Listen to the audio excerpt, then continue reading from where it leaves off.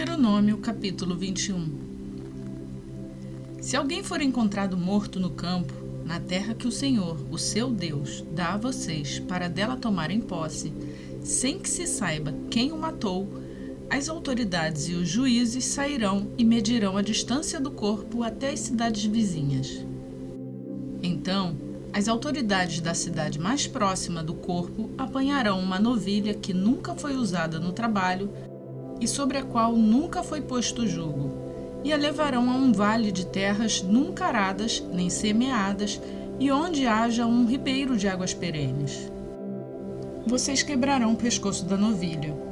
Depois, os sacerdotes descendentes de Levi se aproximarão, pois o Senhor, o seu Deus, os escolheu para ministrarem e para pronunciarem bênçãos em nome do Senhor e resolverem todos os casos de litígio e de violência. Então, todas as autoridades da cidade mais próxima do corpo lavarão as mãos sobre a novilha, cujo pescoço foi quebrado no vale, e declararão: as nossas mãos não derramaram este sangue, nem os nossos olhos viram quem fez isso. Aceita, Senhor, essa propiciação em favor de Israel, o teu povo, a quem resgataste, e não consideres o teu povo culpado do sangue de um inocente. Assim, a culpa do derramamento de sangue será propiciada. Desse modo, vocês eliminarão de vocês mesmos a culpa pelo derramamento de sangue inocente, pois fizeram o que o Senhor aprova. Quando vocês guerrearem contra os seus inimigos e o Senhor, o seu Deus, os entregar em suas mãos e vocês fizerem prisioneiros, um de vocês poderá ver entre eles uma mulher muito bonita, agradar-se dela e tomá-la como esposa. Leve-a para casa e rapará a cabeça. Cortará as unhas e se desfará das roupas que estava usando quando foi capturada. Ficará em casa e pranteará seu pai e sua mãe um mês inteiro. Depois, você poderá chegar-se a ela e tornar-se o seu marido, e ela será sua mulher. Se você já não se agradar dela, deixe-a ir para onde quiser, mas não poderá vendê-la nem tratá-la como escrava, pois você a desonrou. Se um homem tiver duas mulheres e preferir uma delas, e ambas lhe derem filhos, e o filho mais velho for filho da mulher que ele não prefere, quando der a herança de sua propriedade aos filhos, não poderá dar os direitos do filho mais velho ao filho da mulher preferida, se o filho da mulher que ele não prefere for de fato o mais velho. Ele terá que reconhecer como primogênito o filho da mulher que ele não prefere, dando-lhe porção dupla de tudo o que possui. Aquele filho é o primeiro sinal da força de seu pai, e o direito do filho mais velho lhe pertence. Se um homem tiver um filho obstinado e rebelde, que não obedece ao seu pai nem à sua mãe, e não os escuta quando disciplinam, o pai e a mãe o levarão aos líderes da sua comunidade, à porta da cidade, e dirão aos líderes: este nosso filho é obstinado e rebelde, não nos obedece, é devasso e vive bêbado. Então todos os homens da cidade o apedrejarão até a morte. Eliminem o mal do meio de vocês. Todo Israel saberá disso e temerá. Se um homem culpado de um crime que merece a morte for morto e pendurado num madeiro, não deixem o corpo no madeiro durante a noite. Enterrem-no naquele mesmo dia, porque qualquer que for pendurado no madeiro está debaixo da maldição de Deus. Não contaminem a terra que o Senhor, o seu Deus, dá a vocês por herança.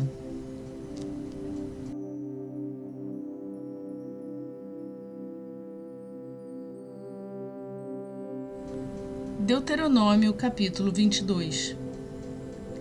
Se o boi ou a ovelha de um israelita se extraviar e você o vir, não ignore o fato, mas faça questão de levar o animal de volta ao dono.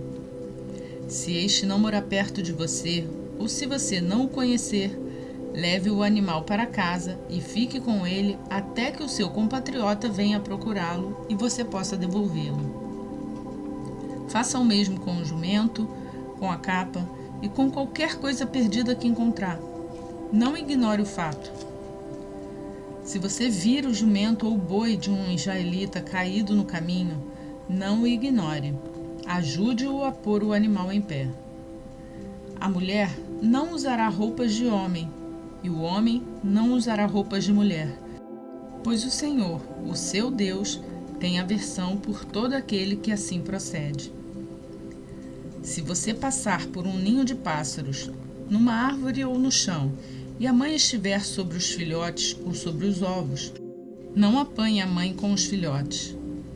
Você poderá apanhar os filhotes, mas deixe a mãe solta para que tudo vá bem com você e você tenha vida longa.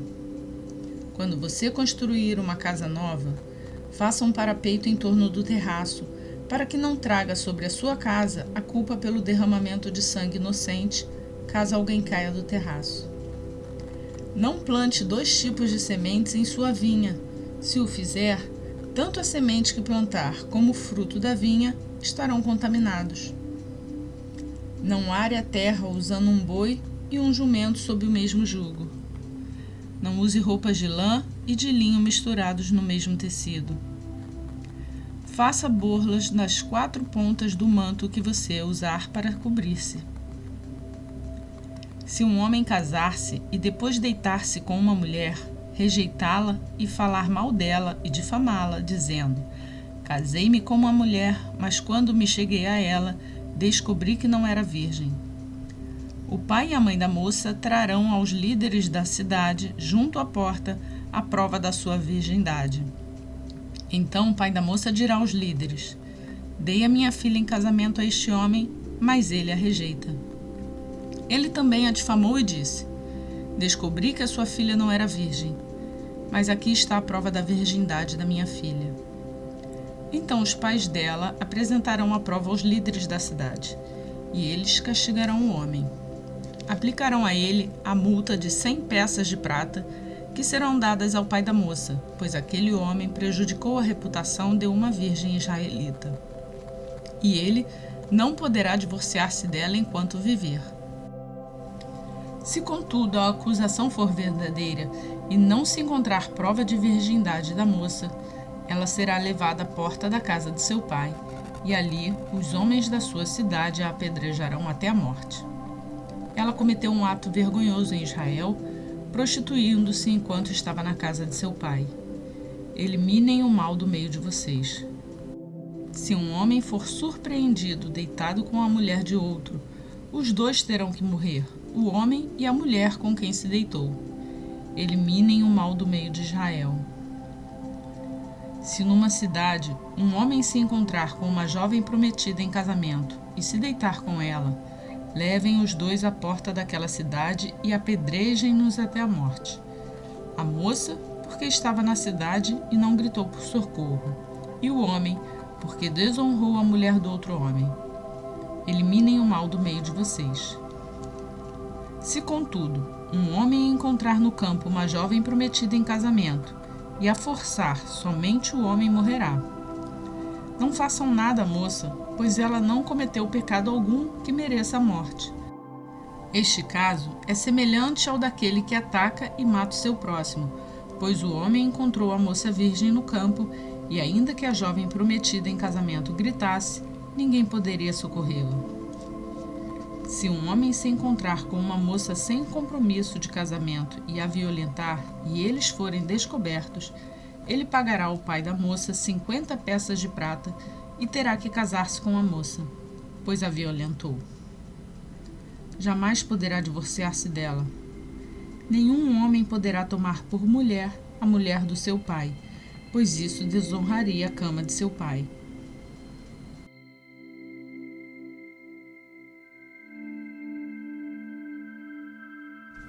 Atos dos Apóstolos, capítulo 1.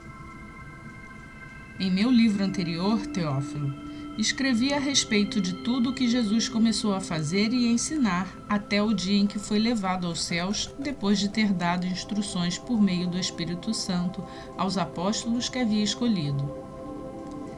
Depois do seu sofrimento, Jesus apresentou-se a eles e deu-lhes muitas provas indiscutíveis de que estava vivo. Apareceu-lhes por um período de 40 dias, falando-lhes acerca do reino de Deus.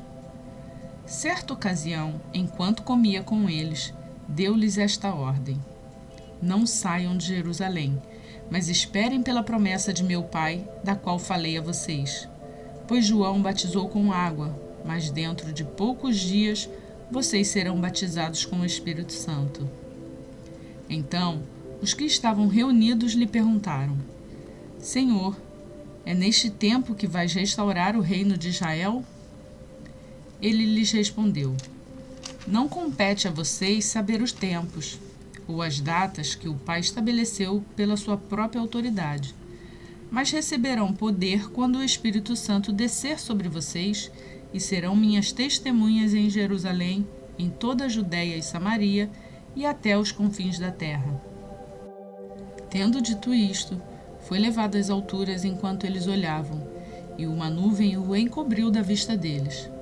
E eles ficaram com os olhos fixos no céu enquanto ele subia. De repente, surgiram diante deles 2 homens vestidos de branco, e lhes disseram: Galileus, por que vocês estão olhando para o céu?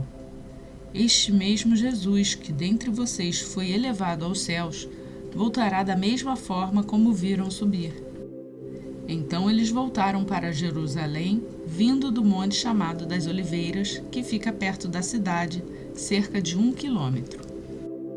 Quando chegaram, subiram ao aposento onde estavam hospedados.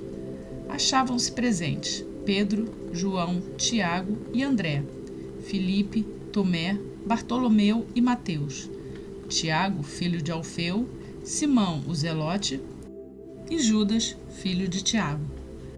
Todos eles se reuniam sempre em oração com as mulheres, inclusive Maria, a mãe de Jesus, e com os irmãos dele.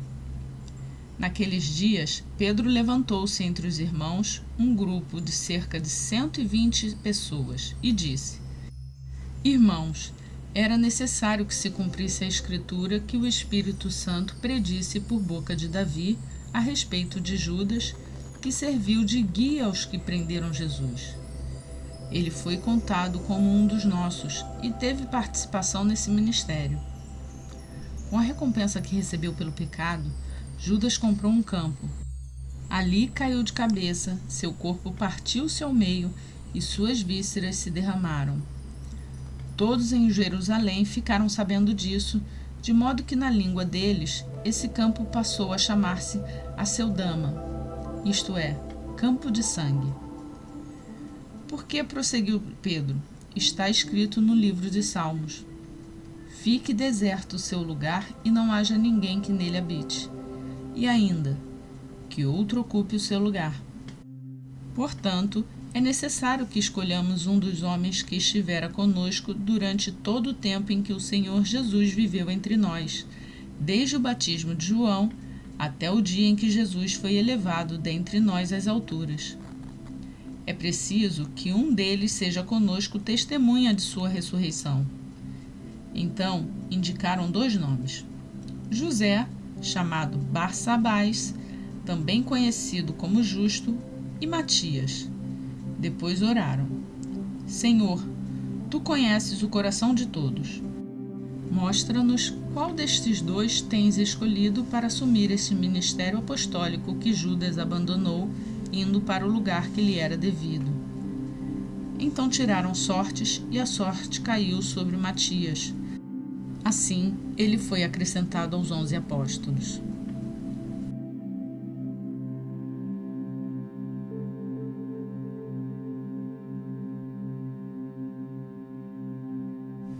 Hoje concluímos mais um dia do plano de leitura bíblica, o dia 90.